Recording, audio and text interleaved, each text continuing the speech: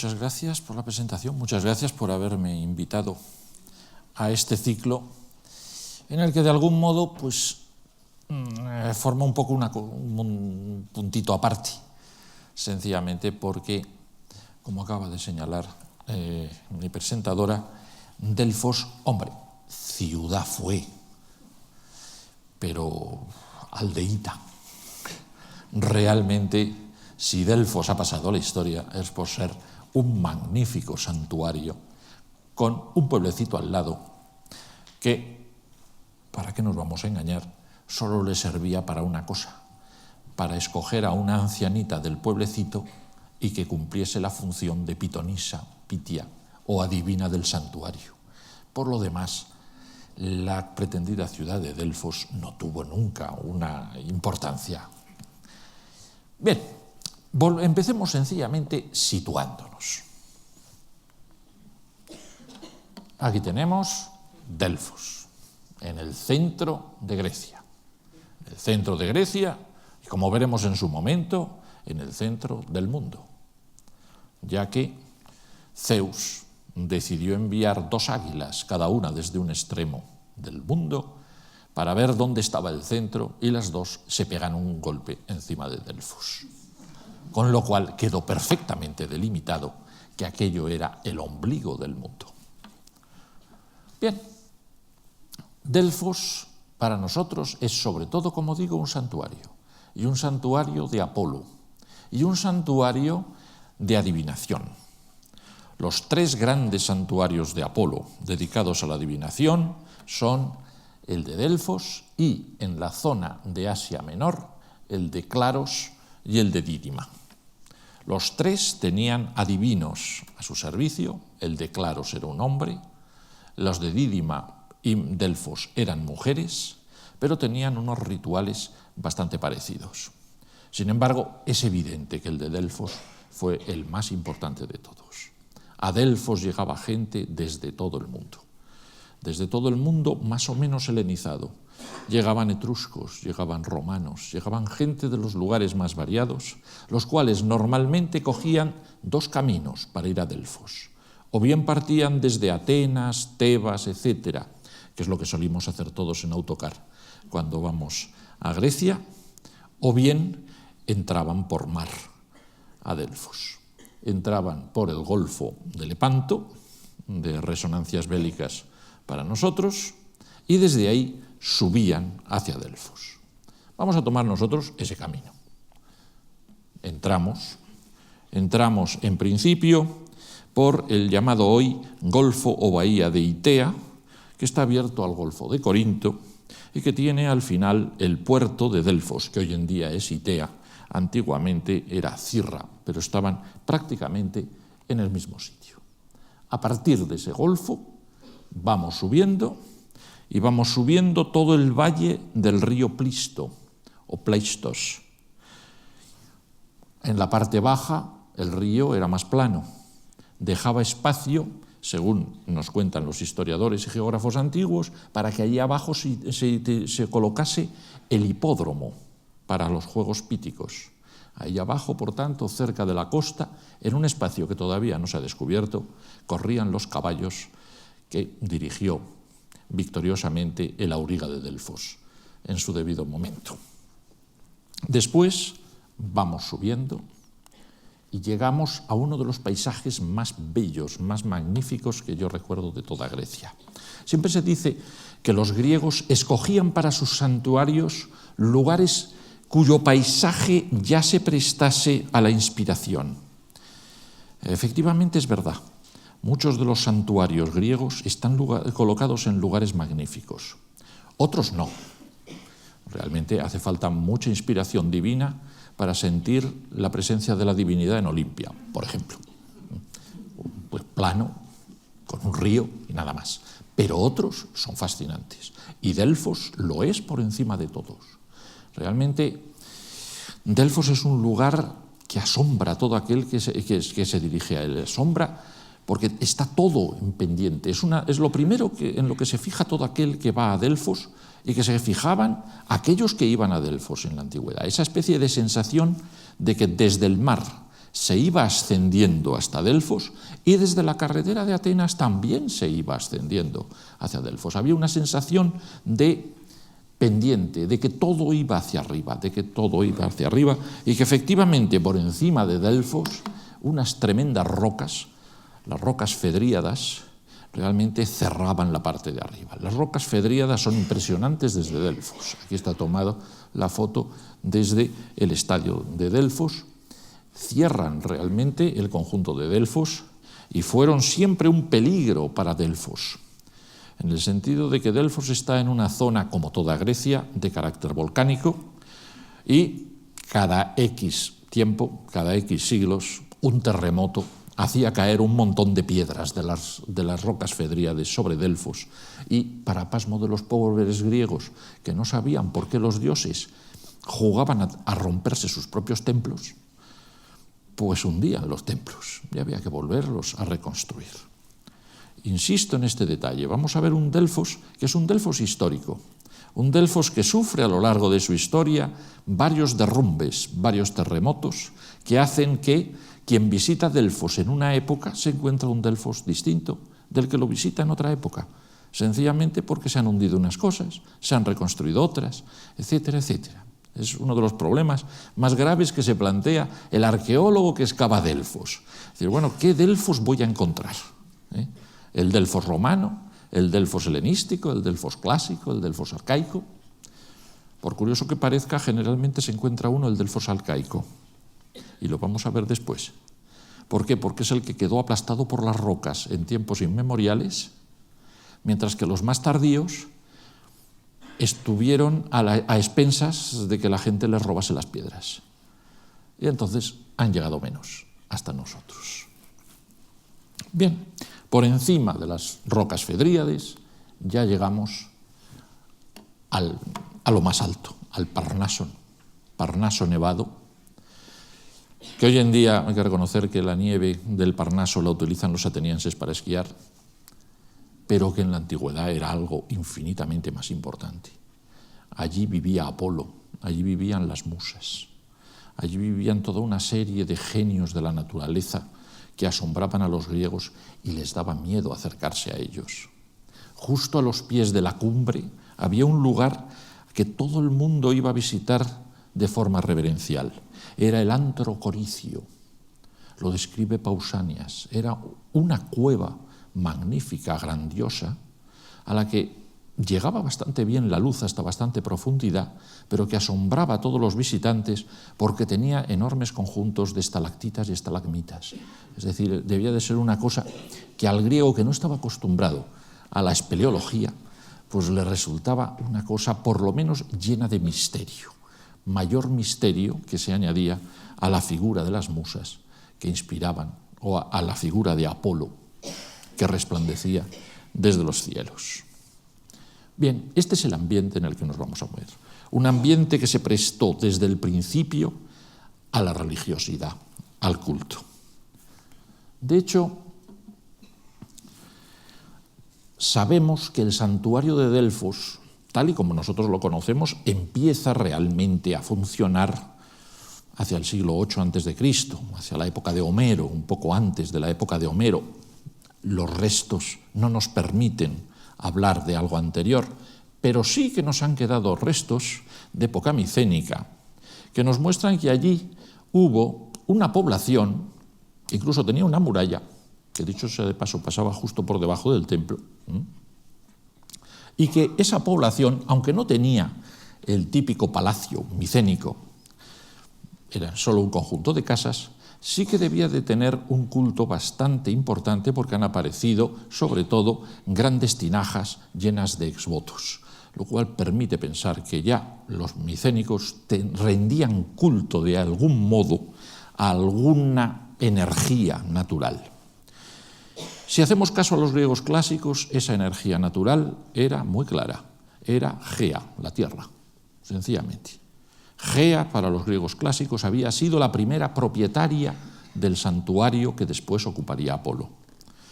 Gea tuvo siempre como ayudante y atributo, al fin y al cabo es la diosa de la tierra, es la tierra, un animal tan terreno, tan subterreno, como una serpiente, la serpiente Pitón. Y ahí estaba la buena de Gea, ahí estaba con su serpiente, y según se nos dice, tuvo al principio ya alguna adivina. Esa adivina para unos fue Temis, diosa de la justicia o diosa de la ley natural, para otros fue Sibila, la primera adivina que recibió ese nombre y de la que después hablaremos con mayor tranquilidad. Por ahora, lo que vamos a hacer es entrar en el santuario. No voy a ser nada original. Voy a recorrer el santuario. Y el santuario solo se puede recorrer de una forma, porque no hay otra. Porque si se recorre de otra, es cayéndose de las Fedríades y matándose.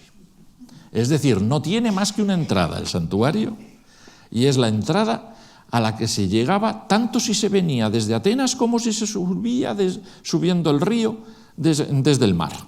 Al final siempre que había que hacer la misma entrada.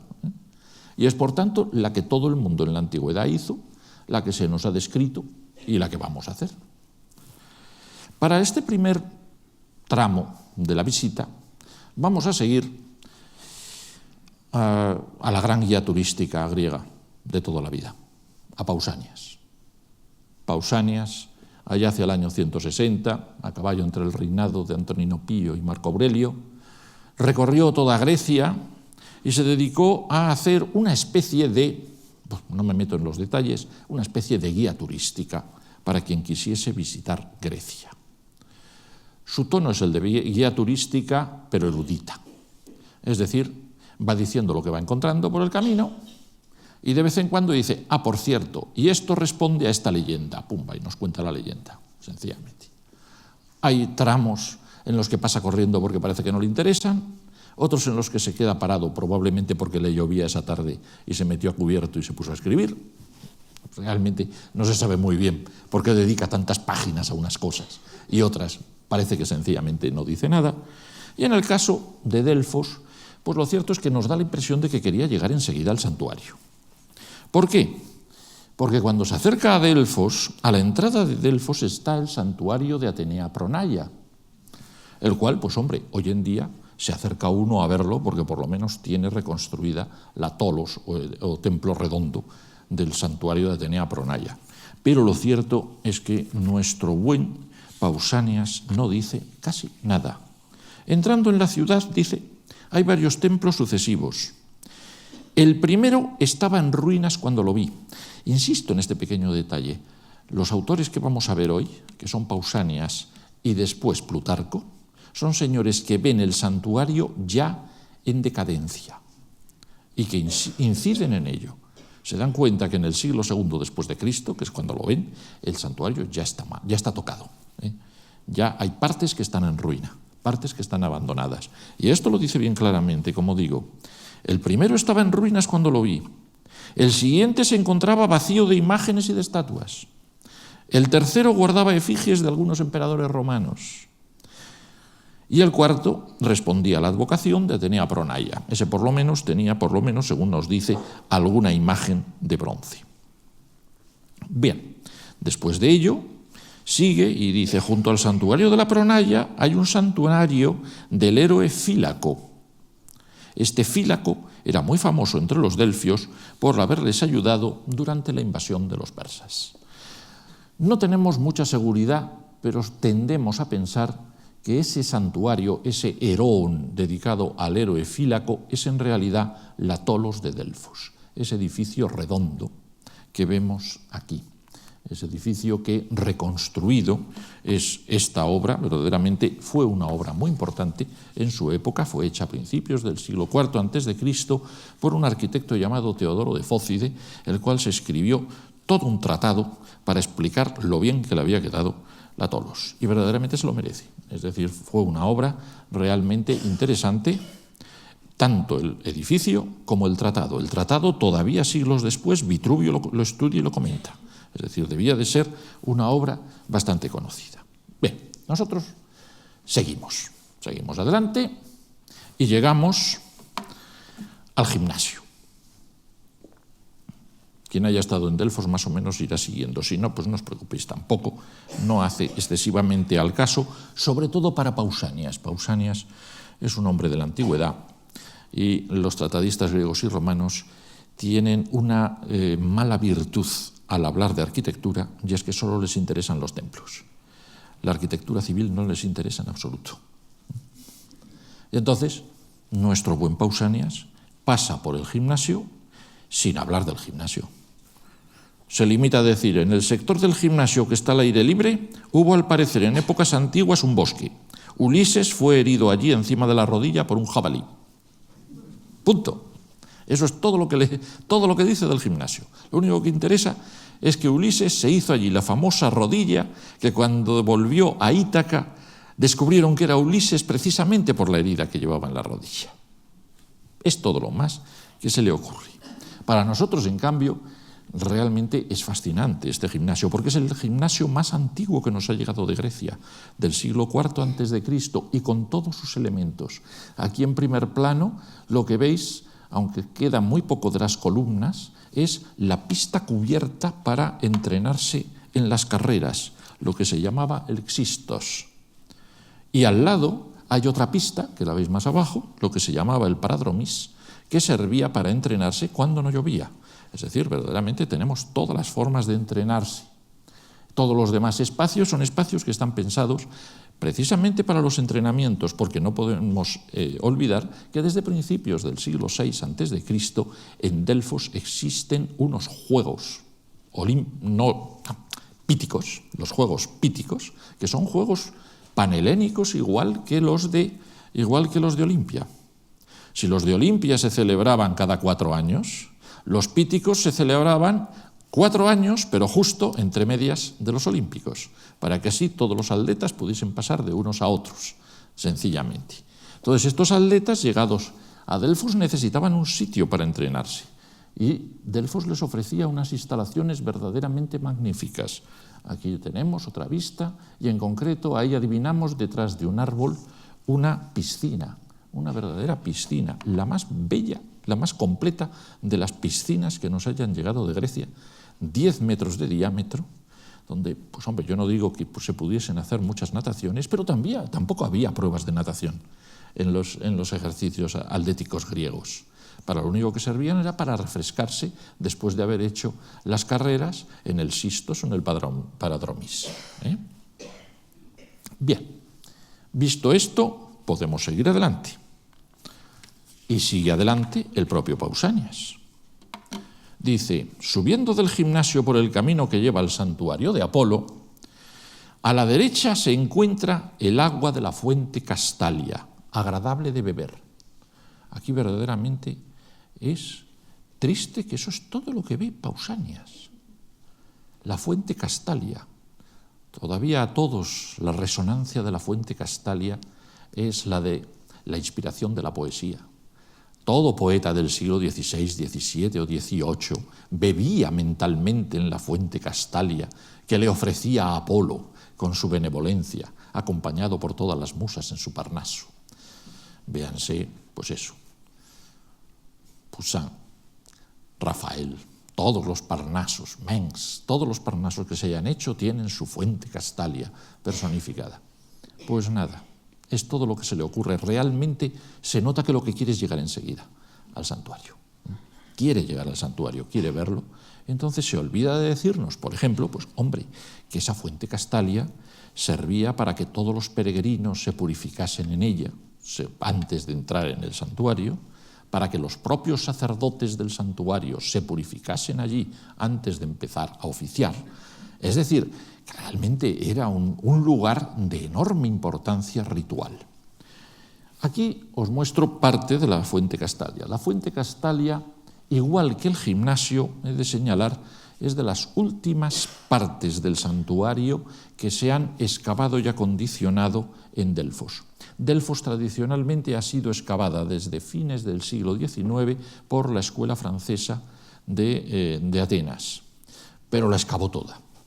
Entonces, realmente las últimas excavaciones que se hicieron en los años 70 se centraron en el gimnasio y se centraron en la fuente Castalia. Después realmente la escuela de Atenas ha venido abandonando el sitio, o más exactamente se ha centrado en el museo, porque había encontrado tantísimas cosas que a la hora de la verdad la arqueología que se hace ahora en Delfos es arqueología de museo, es ver lo que hay en el museo acumulado desde hace 100 años.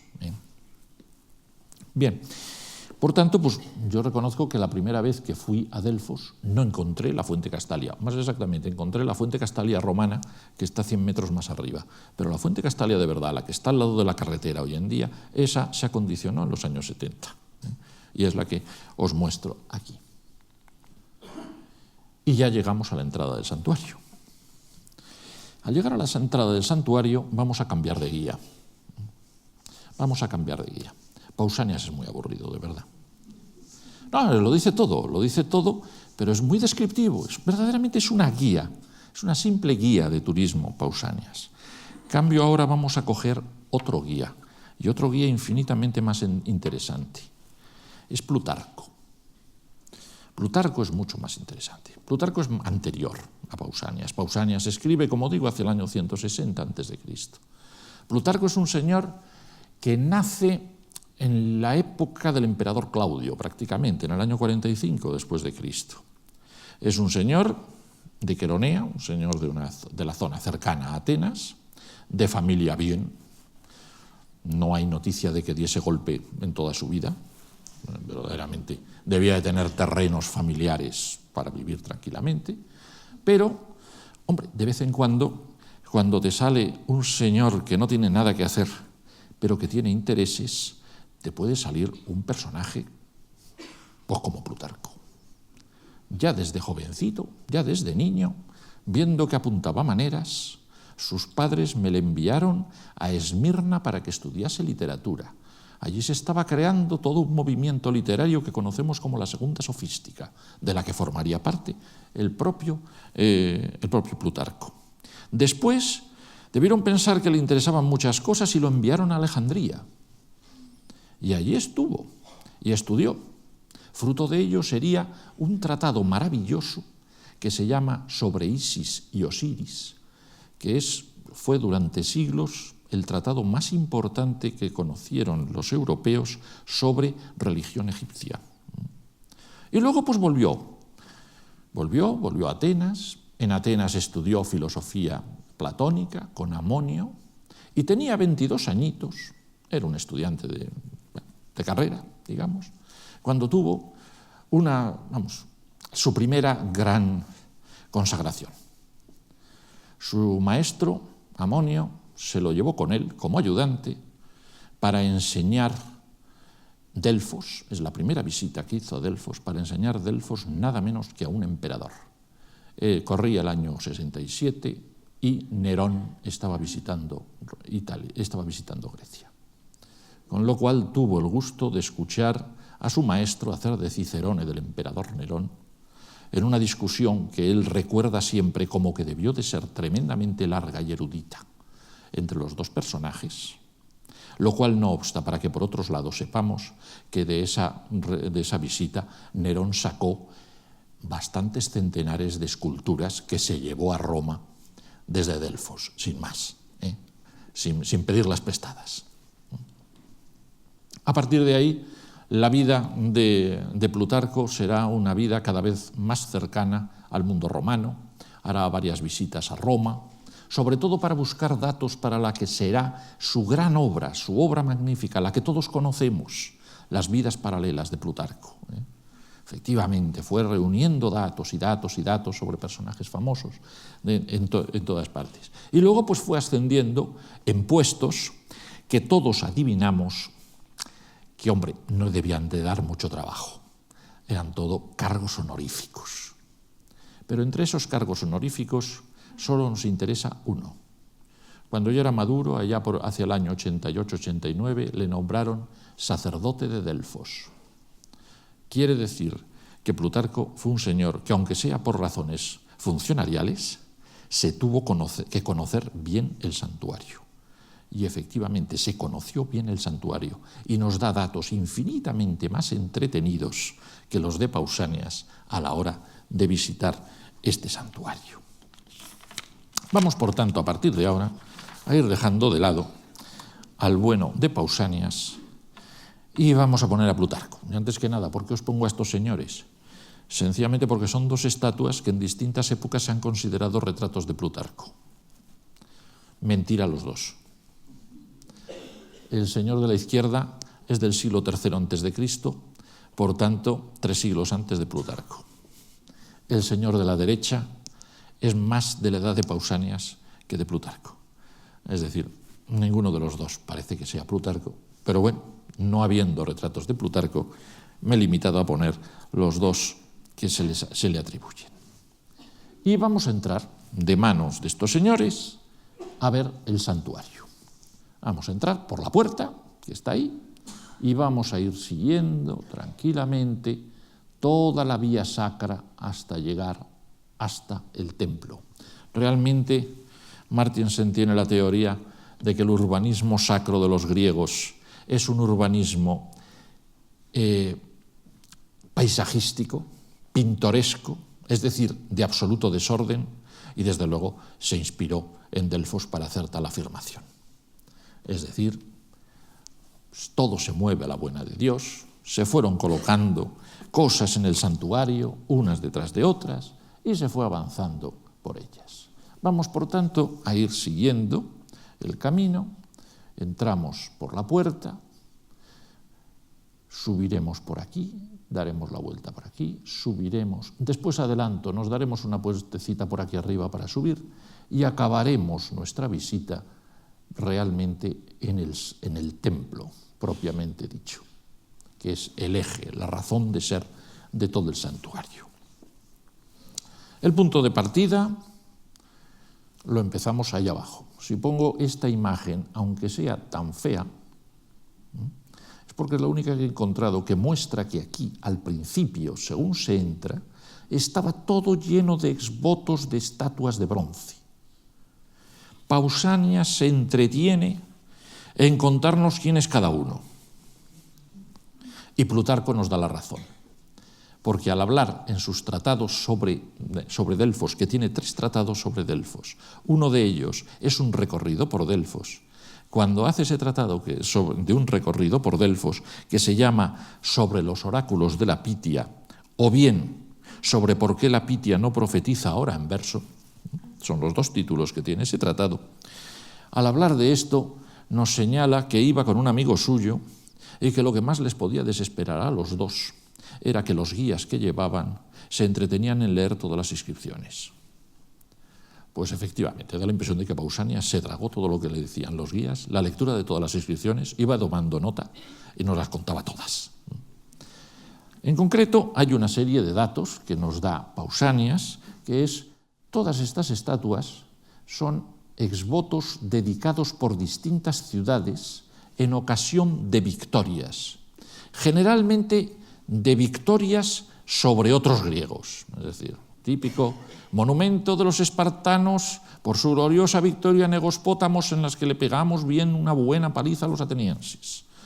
Esvoto de los de Argos en ocasión de la paliza que les pegamos a los espartanos en aquella ocasión.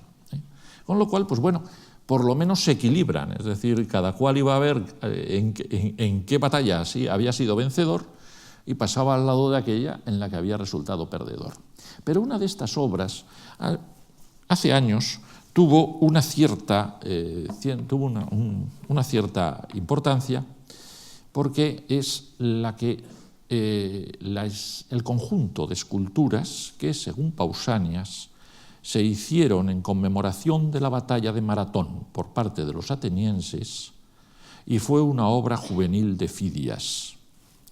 Es curioso que cuando aparecieron los famosos bronces de Riace, hubo algunos investigadores que dijeron, ¿y si estos bronces de Riace son parte del famoso esvoto que hizo Fidias para Delfos? Realmente no se ha seguido, ni mucho menos esto, pero os lo señalo porque es posible que alguien lo recuerde y sobre todo porque por el color azulado verdoso que tienen nos invitan a recordar que precisamente Plutarco, cuando pasa por esta zona, señala que les chocaba a la gente cuando entraban por esa parte que los bronces se estaban poniendo azulados, tomaban un tono azulado, que les parecía anormal que apareciese. A raíz de esto, realmente hay un montón de discusiones, algunas de ellas muy entretenidas, del bueno de Plutarco, sobre el estado de las esculturas. Algunas de ellas son entretenidísimas. En nuestra marcha estábamos ya frente a la estatua del tirano Hierón. Cuando mi acompañante oyó contar que un pilar de bronce erigido por Hierón se había caído por sí solo el mismo día en que Hierón murió en Siracusa, expresó su sorpresa. Le recordé yo entonces otros sucesos semejantes, como por ejemplo el del espartano Hermón. Antes de su muerte, que tuvo lugar en la batalla de Leucra, los ojos de su estatua se cayeron y también desaparecieron las estrellas que Lisandro había dedicado por la batalla naval de Gospótamos. Y así empieza a contarnos un montón de acontecimientos que nos demuestran que estas pobres estatuas, cuando por casualidad les pasaba algo, todo el mundo interpretaba que era una premonición de algo que iba a ocurrir. Es decir, nadie que pasaba por Delfos consideraba que las cosas se caían de viejas, sino que siempre tenía que pasar algo. Curioso. Coincidiendo con el desastre de los atenienses en Sicilia, se desprendieron de su palmera los dátiles. ¡Pum! Había una estatua de una palmera, pues se cayeron los dátiles. Mira, perdón. Y luego ya la más entretenida de todas, vamos. La corona cnidia que Filomelo, tirano de Fócide, había entregado a Delfos para honrar a la bailarina Farsalia, causó la muerte de esta última. ¿Por qué? Se había trasladado ella de Grecia a Italia y estaba divirtiéndose cerca del templo de Apolo en Metaponto, cuando unos jóvenes se lanzaron sobre la corona de Delfos. Y en ese mismo momento en que luchaban entre ellos para apoderarse del oro, la mujer fue asesinada y destrozada en Metaponto. Miren ustedes. Realmente Apolo hacía ver sus premoniciones de las formas más raras. No era necesario llegar hasta el templo para ver las cosas que ocurrían. Seguimos adelante.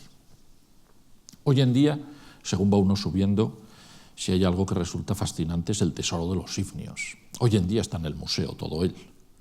Pero todo el mundo dice, qué bárbaro, es lo más rico que se puede uno imaginar como tesoro. Curioso, en la antigüedad no parecía tanto. Lo cita Pausanias, pero solo para decir, hay que ver qué rico es. ¿Saben ustedes por qué es tan rico? Porque los señores de Sifnos tenían mucho oro y mucha plata. Y entonces decidieron dar el diezmo de lo que ganasen al dios de Apolo. Y por eso hicieron este santuario. Dice, pero 5 años después ya no quisieron pagar el diezmo y entonces vino una tormenta y les liquidó la isla.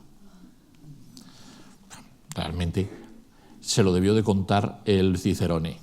Nosotros sabemos que realmente fue un asalto a la isla de Sifnos, la que acabó con la isla de Sifnos, su independencia y sus casas. Es decir, fue un destrozo tremendo, perfectamente fechado, 525 a.C., por lo demás, ¿no? Bien, es maravilloso el tesoro de los sifnios, lo bien conservado que está.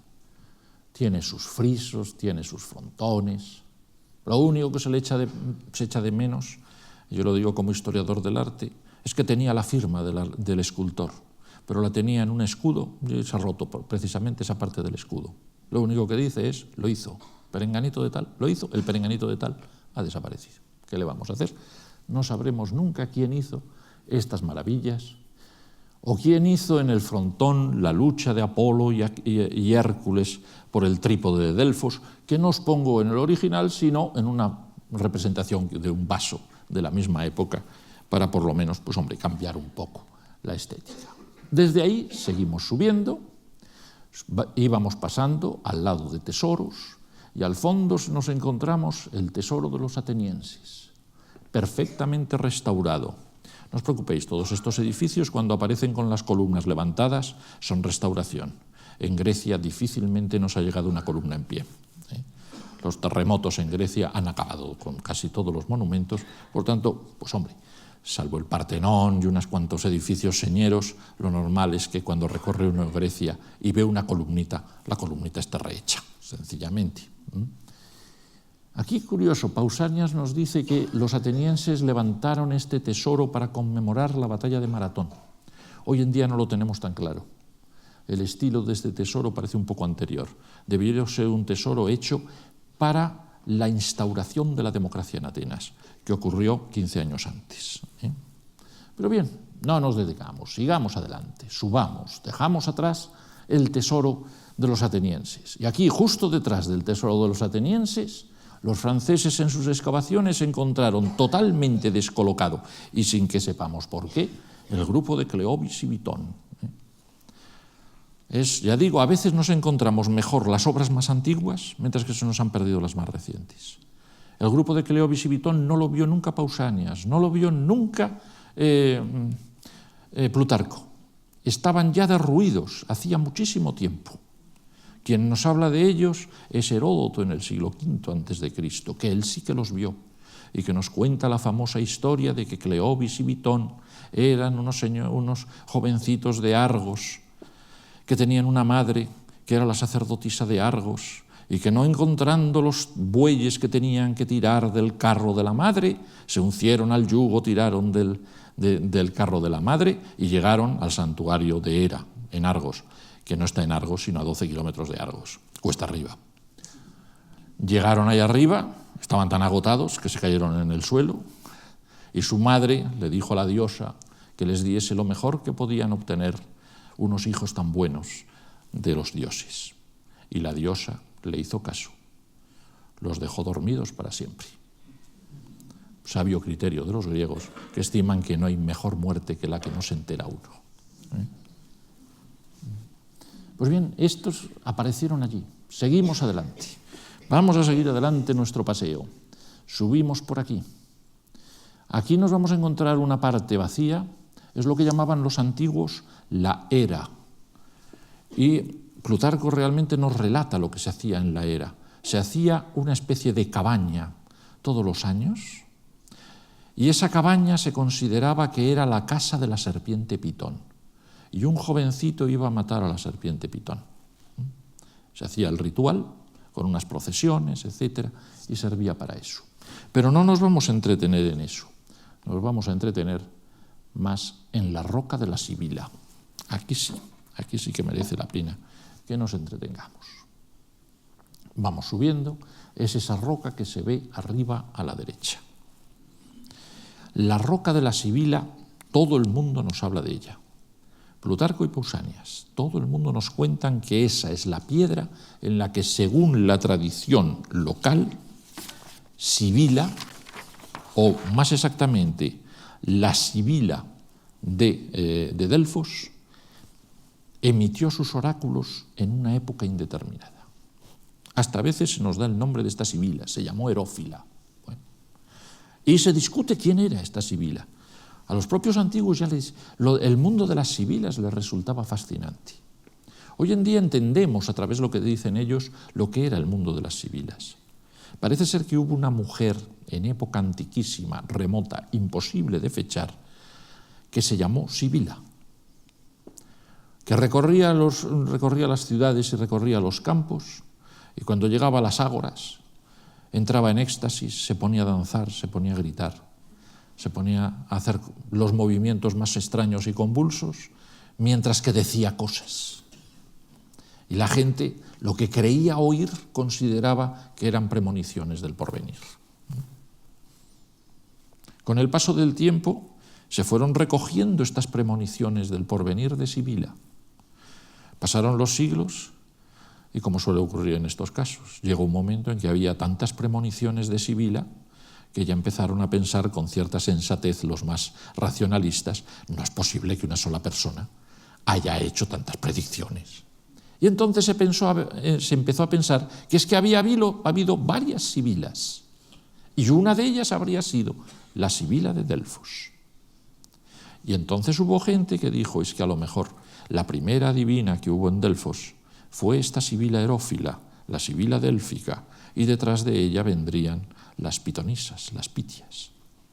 Era romper con la tradición de que aquello había sido Gea, Temis, etc., pero era una tradición alternativa que muchos aceptaron. Os pongo aquí la Sibila délfica, casi se imponía saludar a Miguel Ángel en la Sistina para recordar la Sibila délfica, que es de las más bellas que hay en toda la Sistina. Y seguimos hacia arriba. Ahí vemos el tesoro de los atenienses, la roca de la Sibila, el pórtico de los atenienses, que estaba protegiendo el muro que servía de infraestructura para el templo, y ese muro tenía toda una serie de inscripciones, que casi todas ellas tratan de liberación de esclavos. Es decir, un esclavo que quería que quedase claro ante todos los griegos que se había liberado, se hacía hacer una inscripción. No digo que este sea de esas, efectivamente no lo es, pero se parece. Detrás encontraron los franceses una obra tan importante como la Esfinge de los Naxios. De nuevo, una obra que en época romana no se veía. Hacía muchos siglos que un terremoto la había echado por tierra, había quedado cubierta por la arena y nadie la conoció en época clásica. Y seguimos. Vamos a ir siguiendo, vamos a seguir subiendo. Subimos, ya hemos llegado, aquí está la Esfinge de los Naxios. Claro, esta maqueta es una maqueta que tiene edificios de todas las épocas. Muchos de estos edificios nunca estuvieron a la vez. Lo que sí que vamos a seguir es pasar por delante del templo, vamos a girar detrás de este templo para subir al teatro. Antes que nada, también os señalaré este pequeño edificio. Este pequeño edificio está muy destruido hoy en día. Fue la Lesque de los Cnidios, famosa en la antigüedad porque tenía 2 magníficos cuadros de Polignoto de Tasos. Era una especie de club de la gente de Cnido que venía, cuando venía aquí. Y por lo que se refiere a Plutarco, pues nos resulta interesante porque Plutarco sitúa en este lugar el tercero de sus tratados de carácter délfico, que se llama Sobre la desaparición de los oráculos. No se puede ser más decadente cuando se es sacerdote de un oráculo que escribir un tratado sobre la desaparición de los oráculos. Verdaderamente es una especie de sensación de que todo iba yendo mal. Vamos, por tanto, a dar la vuelta por detrás del templo. Ahí había una enorme cantidad de exvotos, de todo tipo. Es verdaderamente curioso. Para mí es desesperante leerse esta parte, tanto en Pausanias como en Plutarco, como en quien se quiera, y después ver lo que queda. Parece como que estuviese todo el mundo hablando de exvotos distintos. Da la impresión de que a nosotros nos han llegado exvotos mucho más antiguos que los que estos señores vieron, y que los que estos señores vieron no nos han llegado en absoluto. La prueba más clara es que ninguno de estos autores nos cita, por ejemplo, las bailarinas de la columna de Acantos, que es una obra verdaderamente maravillosa, atribuible a Praxíteles. En cambio, curiosamente, al lado existía otra escultura de Praxíteles que todo el mundo cita, nada menos que un retrato de su amada Laetaira Phryné. Todo el mundo cita la estatua de Laetaira Phryné. Hay quien ha llegado a decir que a lo mejor hasta era esto, que era interpretado como el retrato de su amante. Y las discusiones que tiene Plutarco, maravillosas discusiones que tiene Plutarco con los que vienen aquí, que vienen señores de Roma y dicen esto es una imagen de culto a la perversión de los griegos que quieren festejar a una prostituta. Con la respuesta típica de otro, que dice, pues prefiero festejar a una prostituta que esas inscripciones que venimos viendo desde abajo, hecho del botín tomado a los tal por los tal, hecho por los tal del botín tomado a los cual. Es decir, prefiero festejar una prostituta que festejar los miles de guerras que se vienen imaginando desde aquí abajo. Nadie en la antigüedad nos cita el auriga de Delfos, por curioso que parezca. Otra de estas estatuas que apareció entre los derrumbes de la parte norte del templo, caída no se sabe de dónde, y de la cual lo único que se ha llegado es el auriga, restos del caballo, restos de las riendas y un trozo del pedestal totalmente caído que nos comunica que esto es un retrato que hizo un príncipe siciliano llamado Polizalo de Gela en conmemoración de una victoria ecuestre en el hipódromo de Delfos. Ya digo, es curioso. Y más curioso todavía. Fijaros qué bonito. Más curioso todavía.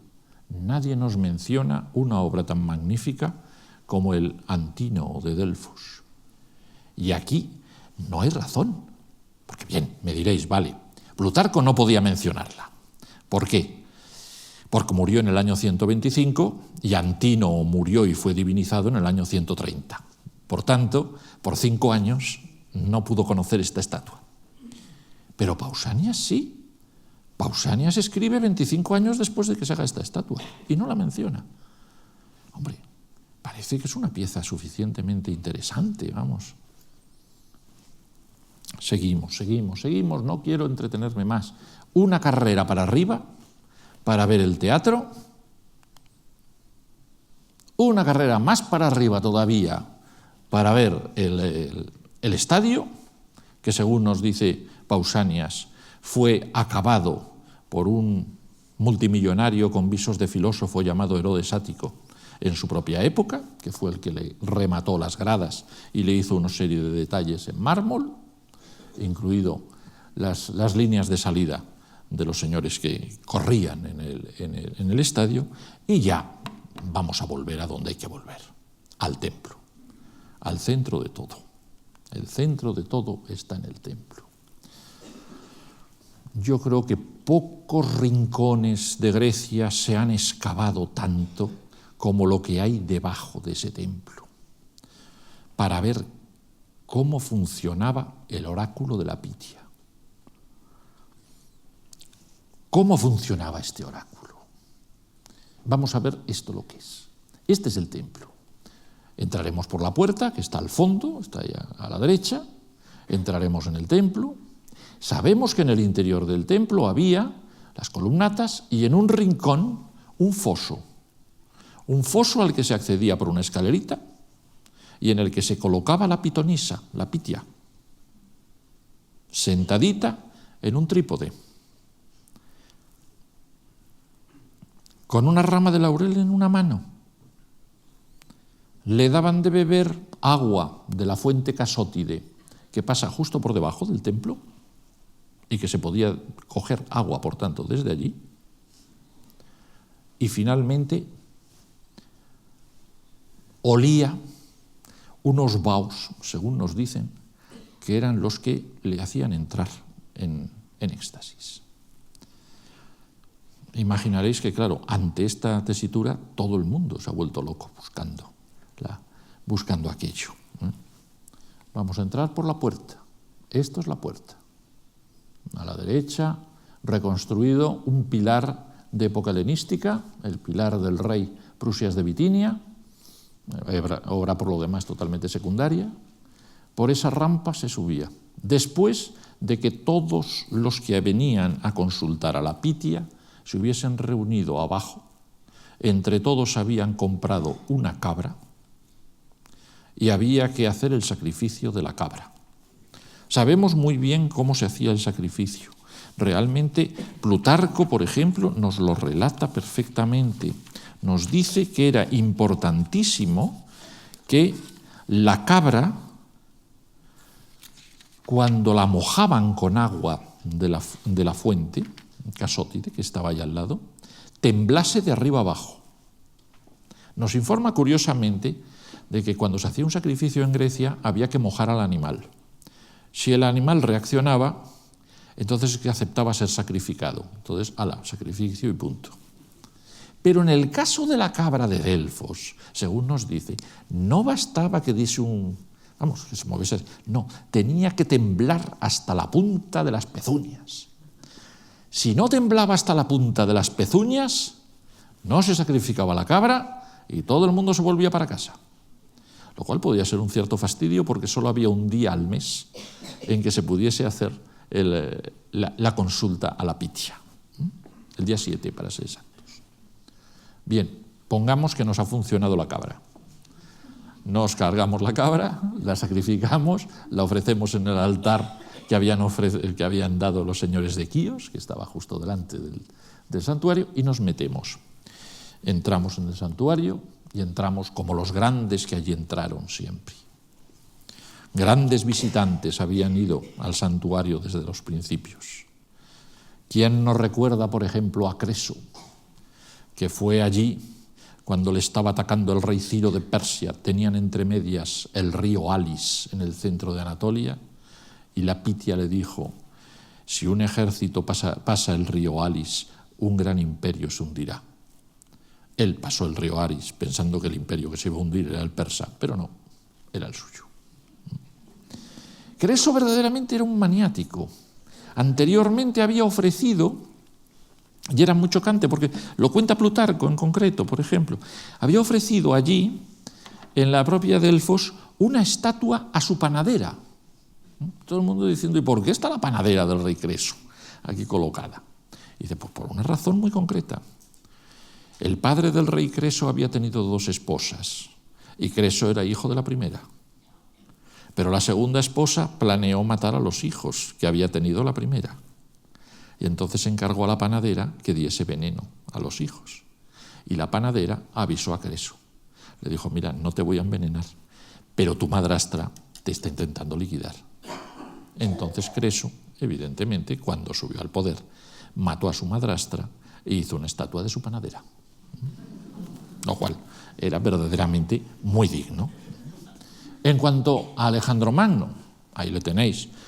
Me imagino que muchos recordaréis el famoso vaticinio que le hizo la Pitia a Alejandro Magno. Llegó Alejandro Magno, quiso que la Pitia diese su oráculo. La Pitia dijo que no era día de oráculos y que no había día de oráculos y que ya podía venir el rey de Macedonia, que no era día de oráculos. Entonces Alejandro Magno agarró a la Pitia y le dijo: inmediatamente me vas a decir un oráculo. Y la Pitia se limitó a decirle: contigo no hay quien pueda. Y dijo: no es necesario llegar al templo, ya me has dado el oráculo que quiero. Efectivamente. Eso. Bien, se contaban todas estas leyendas. Seguro que cuando se iba uno a consultar cualquier cosa, lo primero que se hacía era recontar. ¿Os acordáis cuando dijo la Pitia esto, cuando dijo la Pitia esto otro? Porque los oráculos de la Pitia son oscuros, siempre están en verso. Que no es que la Pitia hablase en verso, sino sencillamente que los sacerdotes que estaban alrededor, y los había especializados en la materia, eran los redactores de oráculos. Esos sí que decían: uy, lo que le he oído a la Pitia es esto, y escribían un par de hexámetros, que eran lo que ellos decían que habían oído a la Pitia. Lo cual, por otra parte, nos hace pensar hasta qué punto era manejable un oráculo de la Pitia. Bien, entramos por fin en el templo. En el pronaos nos esperan 3 famosas inscripciones. Gnócise auton, conócete a ti mismo. Medenagan, lo siento, os lo pongo en letra latina porque no lo he encontrado en letra griega. Es decir, nada en exceso. Sabios principios del Dios que fueron utilizados por los 7 sabios de Grecia. Más otra inscripción, una E. Por curioso que parezca, esa inscripción de la E fue la que dio lugar a más controversias. ¿Qué diablos era esa E? Para ser exactos, Plutarco, uno de los 3 tratados que hizo sobre Delfos, se llama Sobre la E de Delfos. Y es una reunión de sabios, filósofos, etcétera, que cada uno da su opinión sobre lo que es la E de Delfos. ¿Qué simboliza esa E? Teniendo en cuenta que la E, epsilon, en griego, también en griego quiere decir 5, porque es la 5ª letra del alfabeto. Y entonces, unos decían que eso era un 5, se hace análisis. Yo, por desgracia, me lo he leído entero. Digo por desgracia, porque la cantidad de comeduras de catarro que se pueden hacer cuando se quiere discutir lo importante que es un número, es que te pueden poner el número que quieras. Todos ellos pueden tener simbolismos tremendamente abstrusos. Y es curioso que al final, el que parece que lleva la voz cantante, que es precisamente Amonio, el filósofo platónico maestro de Plutarco, dice que es verdaderamente interesante. E es abreviatura de ei, que quiere decir eres. En una palabra, según dice, la divinidad Apolo es, mientras que el hombre se mueve. Pero realmente no deja de coincidir con algo que a todo el mundo le sonará, que es la formulación bíblica de quién es Dios. Dios es el que es. Yo no sé hasta qué punto podían llegar estos conocimientos a un filósofo griego del siglo II después de Cristo, pero no deja de ser coincidente este planteamiento. Seguimos adelante. Entramos en el templo. Todo el mundo nos dice lo que hay en el templo, una estatua de Homero, una estatua de Dioniso, una serie de cosas. Seguimos hacia adentro y finalmente llegamos al lugar donde se colocaba la pitia, al pozo donde se colocaba la pitia. Ahí todos sabemos que la cosa era muy fácil. Era un foso. En el foso estaba la pitia, estaba una estatuita pequeña de Apolo en oro. La pitia se sentaba encima de un trípode y, como os he dicho antes, cogía su ramita de laurel, bebía su vasito de agua y entraba en éxtasis, según se nos dice, por los efluvios etéreos que salían de debajo de ella. El señor que consultaba parece ser que no la veía directamente, la veía detrás de una cortina, pero la veía moverse. Y alrededor de ella estaban sacerdotes que estaban viendo a ver qué es lo que oían y cómo podían interpretar las palabras balbuceadas por la pitia. Hoy en día se ha planteado realmente si esos efluvios qué eran, esos efluvios qué podían ser.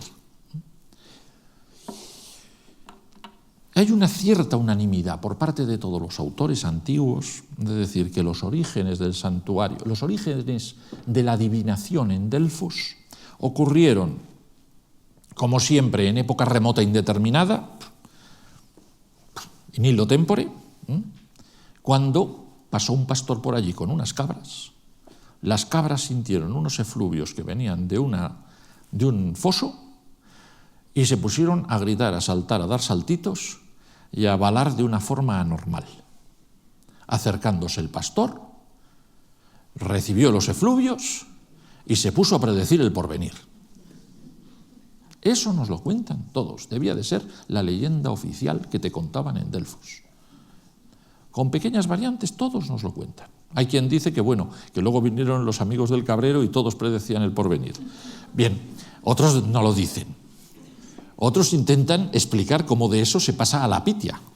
Porque claro, hay que pasar de eso a la pitia. Es decir, no todo aquel que llega ahí tiene capacidad de entrar en éxtasis. Y lo cierto es que se ha discutido desde siempre qué pasaba ahí, qué pasaba debajo del templo. Y hay dos teorías distintas. Yo no sé solucionarlas porque no he estado en las excavaciones para solucionarlas. Pero me da la impresión de lo que han estado en las excavaciones no lo tienen tampoco del todo claro. Hay dos versiones.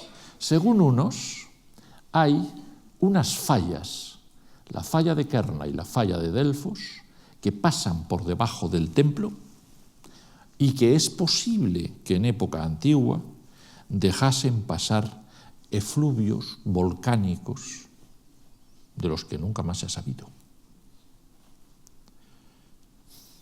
Pero hay que decir que Plutarco dice que los efluvios salen unos días sí y otros días no, y que se les ve salir cada vez menos. En cambio, opinión sistemática y taxativa de la escuela francesa que se ha hecho todas las excavaciones y que sigue haciendo las excavaciones y que ha vuelto a excavarse eso en el año 2009, es que ahí no hay falla, que eso no son nada más que los surcos por los que pasaba el agua de la fuente Casótide y que por tanto no hay nada por debajo y que por tanto los efluvios son un cuento chino. Por mucho que lo repita todo el mundo, Pausanias no dice nada, porque Pausanias es muy curioso. Pausanias nunca estuvo en una adivinación y por tanto nunca entra dentro del templo. Lo deja claro en su tratado. Pero Plutarco sí, Plutarco era sacerdote, Plutarco había estado allí, lo conocía perfectamente y nos habla de los efluvios y hasta de que eran perfumadísimos. que era lo más perfumado y lo más bonito que se podía oler. Se queda como un misterio, verdaderamente se queda como un misterio. Aquí tenéis la famosa teoría de la falla de Delfos y la falla de Kerna, que para otros, como digo, son sencillamente cursos de ríos, cursos de fuentes. Y que, por tanto, pasan por debajo del foso, porque de ahí sacaban el agua para que bebiese la pitia, para que bebiese la pitonisa. Ahí al lado también estaba, como símbolo, el ónfalos, el ombligo del mundo. Recordemos que allí se pegaron la torta los dos águilas de Zeus. Y entonces, en Delfos había varios ónfalos. Este en concreto parece ser que es el que menciona Pausanias y lo menciona al norte del templo, colocado al norte del templo, fuera del templo, porque si no, no lo hubiera mencionado porque, como os he dicho, no entró. Fijaros aquí esta imagen tan maravillosa que tiene fluvios y todo. Evidentemente que está hecha en un momento en que lo que hay no son efluvios, sino una niebla matutina, pero sí que nos da el efecto misterioso de lo que debió de ser aquello. Y ahí estaba la pitia. Esta es la imagen típica de la pitia. Más exactamente, este vaso griego lo que nos representa es al héroe ateniense Erecteo yendo a consultar a Temis, que, como os he dicho, era míticamente una antecesora de la pitia, pero se la imagina como la pitia, tiene la efigie de la pitia. Como veis, es un éxtasis tremendamente tranquilo. Las representaciones que tenemos de la pitia son siempre con su vasijita de beber al agua, de la fuente casótide, con su ramita de laurel, velada. En épocas primitivas es joven. Posteriormente hubo un intento de asalto sexual por parte de un consultante tracio, y a raíz de entonces se decidió que tenía que ser viejecita. Pero cuando se trata de un personaje antiguo se le figura joven, colocado encima del trípode, y la sensación que tenemos era que no había nada más, que nadie nos menciona que hubiese nada más. Problema gravísimo. En el siglo XIX hubo un investigador alemán que se dedicó a empacharse de hojas de laurel para ver si entraba en éxtasis, y acabó dictaminando que no se entra en éxtasis por muchas hojas de laurel que tenga uno delante o que se quiera comer. El agua de la fuente casótide hoy en día ya no corre, se ha ido para otro lado. Los movimientos telúricos en Grecia hacen que las cosas se muevan. Pero se nos dice que otra gente vivía también de la fuente casótide en el santuario y nadie predecía. En cuanto a los famosos efluvios, pues yo os digo, no hay manera de saber. Lo que sí que parece claro es que prácticamente a la voz de Ar, la pitonisa entraba en éxtasis. Un éxtasis totalmente tranquilo. A veces nos aparece con la cabeza caída para adelante, otras nos aparece con la cabeza caída para atrás, pero no hay noticia en principio de que se cayese dando saltos, como las cabras. Fijaros aquí, ahora os voy a poner unas cuantas reconstrucciones, tanto antiguas como modernas, de lo que podía ser esta pitia. Fijaros aquí en esta vasija del siglo IV, de figuras rojas, cómo Orestes es protegido por Apolo de las furias, de las erinias, mientras que la pitia, a la que se la caracteriza aquí por el pelo blanco porque es viejecita, sale corriendo. Y Orestes está agarrado al ónfalos, al ombligo del mundo. Aquí de nuevo lo que nos aparece en el centro es el mismo tema, lo que nos aparece en el centro es el trípode sobre el que se sienta la pitia. Y aquí imágenes modernas, la fantasía de quienes han querido recrear la imagen esta es asombrosa. Fijaros aquí la cantidad de cosas que se pueden hacer por parte, y esta es maravillosa, esta lo siento, esto es la más bella probablemente de las que yo me he encontrado. Tanto es así que la voy a utilizar pues, prácticamente para recordar un acontecimiento que siempre se recuerda porque es tremendamente entretenido de Plutarco. Una descripción que hace Plutarco verdaderamente curiosa. A ver. Porque además prácticamente fue testigo de ella. Dice, cuando la capacidad de imaginar y adivinar se encuentra bien ajustada para recibir la exhalación, ya digo, siempre está hablando de la exhalación, para él es central, la inspiración se produce en los profetas. Cuando las condiciones no se cumplen o se produce o no se produce la inspiración, o se produce para engañar en pleno desorden y confusión. Así sabemos que ocurrió en el caso de la Pitia que murió últimamente. Posiblemente él estuvo.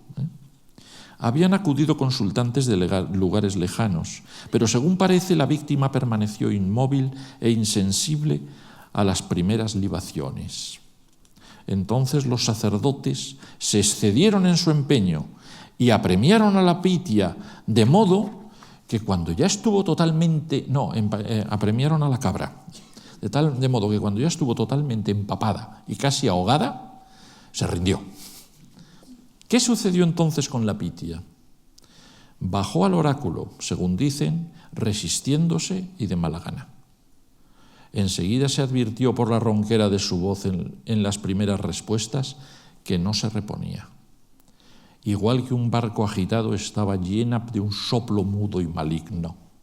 Por fin, completamente fuera de sí, dio un grito confuso y terrible, se lanzó hacia la salida del templo y se tiró por el suelo. No solo huyeron los consultantes, sino el intérprete de los oráculos Nicandro y los sacerdotes que estaban allí. Poco después entraron y la encontraron inconsciente, y a los pocos días murió. Realmente es muy misterioso todo lo que ocurría por allí. Dejémoslo, dejemos ya un Delfos que con el tiempo fue perdiendo importancia. El propio Plutarco dice, en mi época ya hay que reconocer que como Grecia está en paz, es la paz romana. No hay tiranos, no hay invasiones persas, no hay nada. Todos los que van a consultar el oráculo en el que yo soy sacerdote se limitan a preguntar, ¿puedo hacer este viaje? ¿Es conveniente que me case con Perenganita? Dice, claro, hemos llegado a una época en la que, como él mismo dice, hace tiempo se utilizaban 3 pitias, 2 se turnaban y una estaba de reserva. Actualmente nos basta una y generalmente no tiene que trabajar mucho. 2 siglos más y cuando el emperador Juliano, el último emperador pagano, envía a su embajador Oribasio para que le diga cómo está Delfos, la Pitia todavía existe y le da su famoso último oráculo de la Pitia que todos recordamos.